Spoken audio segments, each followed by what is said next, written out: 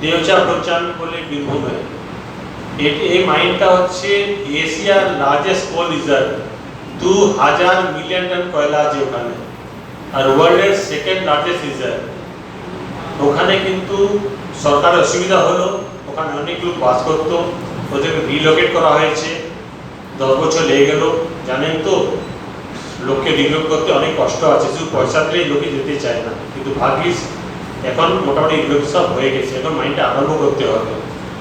এই মাইনটা যদি সরকার চায় নিজে থেকে চালাতে তাহলে কিছুই হবে না, অত বড় রিজার্ভ আছে এটা।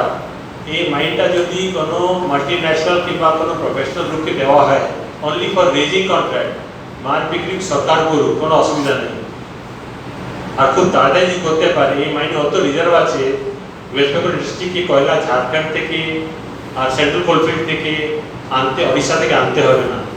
আর তারপর দেখবেন এই রিজার্ভে পাওয়ার কস্ট রেটে অনেক কমে যাবে, কত বড় রিজার্ভ আছে। এই একটা কিছু ব্যবস্থা করতে হবে। আর আমরা যদি যত আরো পিছিয়ে যাই তাহলে কোয়েটো প্রটোকল হিট করবে, আমরা কয়লা রেজ করতে পারবো না। এই জন্য এই রিজার্ভ থেকে যত কয়লা বেরোবে এর রেভিনিউ থেকেই দেখবেন পুরো স্টেটের খরচা বেরিয়ে গেছে। এটা কিন্তু খুব দেখতে হবে।